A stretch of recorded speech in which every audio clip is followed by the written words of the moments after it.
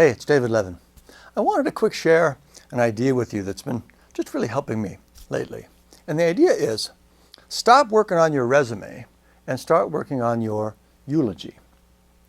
What that means is, most of what we put our energy into is things that would look good on our resume. We want to, grow the business, maybe start a business, move up in the company, come up with some killer marketing, things like that. And those are all great. But when you go to a funeral, you never hear people talking about those kind of things, right? You never hear, yeah, Erica, she came up with the greatest marketing campaign. She grew that division 35%. You never hear that, right? When you go to a funeral, what you hear is the kind of person they were, and especially the kind of person they were to other people. They were kind and generous. They were genuinely interested in people. They loved to help. They were fun to be around. They were curious, always learning new things. Those are the kind of things we talk about.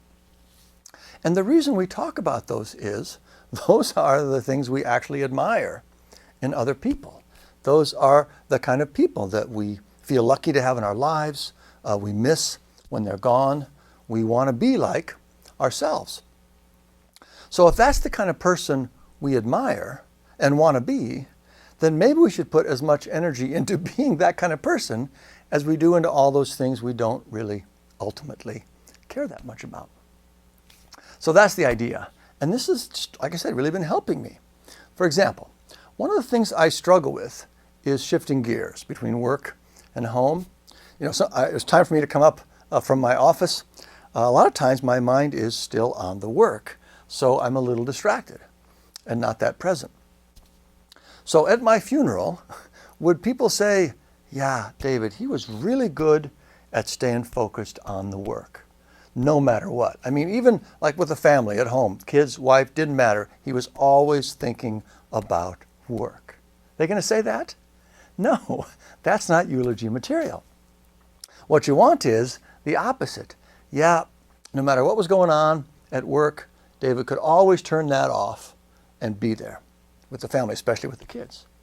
That's good eulogy, right? So as I'm making that transition from work, if I just remind myself, eulogy, it really helps me make that shift and be there.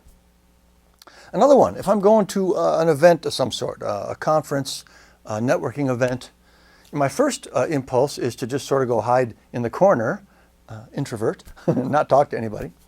The second one, sort of a learned one, is to look for business opportunities. And the truth is, I don't like either one of those. They both feel bad.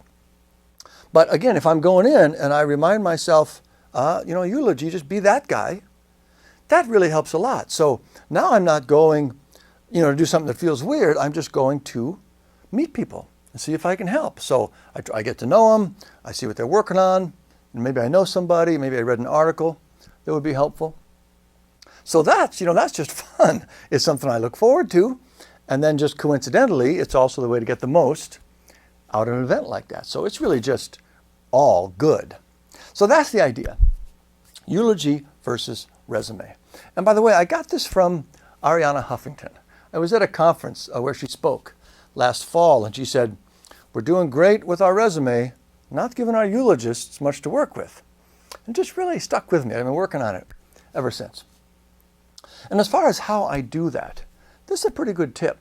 This is actually a way to take any idea or thought you hear and turn it into sort of a habit. And it's just really simple. What I do is I put a repeating item on my to-do list. I'm on the Mac. I use OmniFocus, sometimes iCal. So once a week, an item pops up that says eulogy versus resume. So it brings it back up into my thoughts. I think about it again. And over time, that process will turn a thought like that into just the way I think. So that's really great. So anyway, that's the idea. And like I said, it's just been really helping me a lot lately. So I wanted to share it with you. Thought maybe it would help you too. So the question for you in the comments today is, where do you tend to focus? Resume or eulogy? And what difference would it make if you started to think about your eulogy like that? So go ahead and let me know what you think about that in the comments. And if you're not watching this on my site, come on over, davidlevin.com. You can put the comments in there. Also sign up for the mailing list if you want me to let you know when other things come out. So there you go, eulogy versus resume. Hope you find it helpful. Start working on that eulogy, and I'll talk to you next time.